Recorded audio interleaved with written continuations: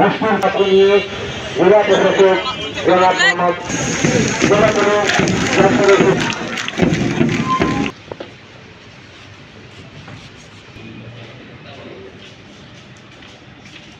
আজকের অনুষ্ঠানের প্রধান অতিথি বাংলাদেশ গণপ্রজাতন্ত্রী বাংলাদেশ সরকারের মাননীয় 3 আসনের সংসদ সদস্য জনাব অনিন্দ ইসলাম আহমেদ।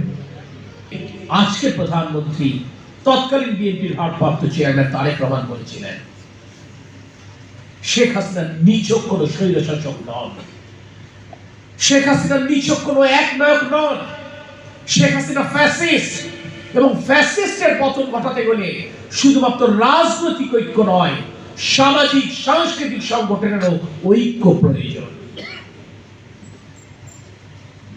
এর ধারাবাহিকতাই কিন্তু আপনারা দেখবেন, একদিকে এক মঞ্চের আন্দোলন, অপরদিকে যুগপৎ আন্দোলন শুরু হলো। আপনারা একটু খেয়াল করে দেখেন তো, জুলাইয়ের রাজপথে আমরা যারা ছিলাম, জুলাইয়ের আন্দোলনে আমার এক ছোট ভাই তো বললেন, আমরা কয়জন কাকে চিনতাম? আমরা তো বলতে গেলে কেউ কাউকে চিনতাম না, কিন্তু এই আত্মবিশ্বাসটি ছিল আমার পাশে দাঁড়িয়ে থাকা আমার ভাইটি, আমার পেছনে দাঁড়িয়ে থাকা আমার বোনটি একই লক্ষ্য নিয়ে এই রাজপথে ছুটে এসেছে।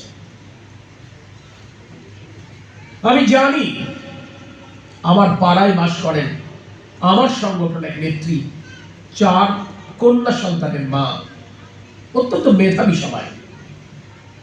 মেয়েরা যখন বাবা মাকে চোখ ফাঁকি দিয়ে, স্কুল কামাই দিয়ে, যখন ওই জুলাই আন্দোলনে ধর্মতলা মোড় থেকে যখন প্রতিদিন হেঁটে হেঁটে 4টা চেকপোস্টে যাচ্ছে, তখন মেয়ের নিরাপত্তা দিতে মা রান্না ফেলে ছুটে গেছেন রাজপথে। বাবা ব্যবসা প্রতিষ্ঠানের কাজ শেষ করে জোহর নামাজ আদায় করে আহার গ্রহণের জন্য যখন বাসায় ফিরেছেন, দরজা তালাবদ্ধ। কোথায় গেল কেউ? খোঁজ নিয়ে দেখলেন মা মেয়ে এক দফা দাবিতে তারা রাজপথে। দরজা বন্ধ, স্ত্রী কিংবা কন্যা বাড়িতে নেই, বাবাও কিন্তু সেদিন আন্দোলনের শরীক হলেন।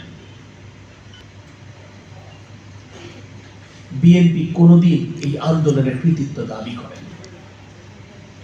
রাজপথে যারা ছিলেন, এই আন্দোলনের নেতৃত্বে যারা দিয়েছেন, তারা জানেন আমার ছাত্র দল, যুব দল, স্বেচ্ছাসেবক দল কিংবা বিএনপি কিভাবে তাদের পাশে ছিলেন। তৎকালীন জেলা প্রশাসন, তৎকালীন পুলিশ প্রশাসন জানেন বিএনপি কি রকম চাপ তৈরি করেছিল।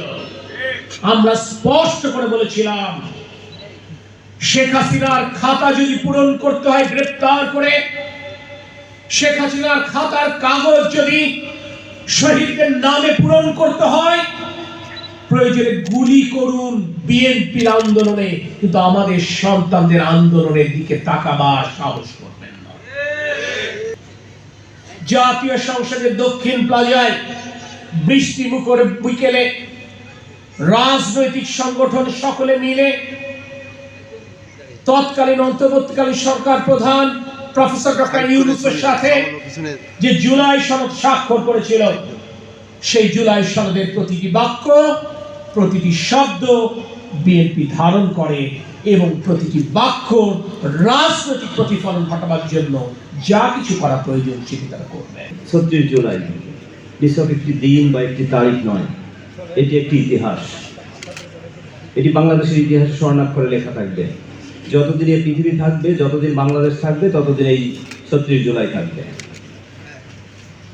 এই 36 জুলাইতে যারা শহীদ হয়েছে তাদের সবাইকে আমি শ্রদ্ধার সাথে স্মরণ করছি। যারা আহত হয়েছেন তাদের আশু আরোগ্য কামনা করছি। আমার ছেলের নাম শহীদ শাওন মেহতা প্রিয়। সে 36টা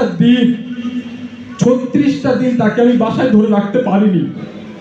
আমাদের সন্তান তারা, আমাদের কেউ ভাই। কারণ কি, এক শ্রেণীর মানুষ কিন্তু আন্দোলন করেনি, ছাত্র ছাত্রী দিয়ে, গাড়ির ড্রাইভার, হেল্পার, দোকানদার, পথচারী দিয়ে। আমরা সকলে চাই আমরা যেন আমাদের ন্যায্য অধিকারটা পাই, আমাদের সামাজিক নিরাপত্তাটা পাই। 2 বছর পরে এসে আমরা সেই 2 বছর আগে জুলাই উত্তাল দিনগুলিতে যারা জীবনকে তুচ্ছ করে রাজপথে নেমেছিলেন, তাদের কথা শুনেছি।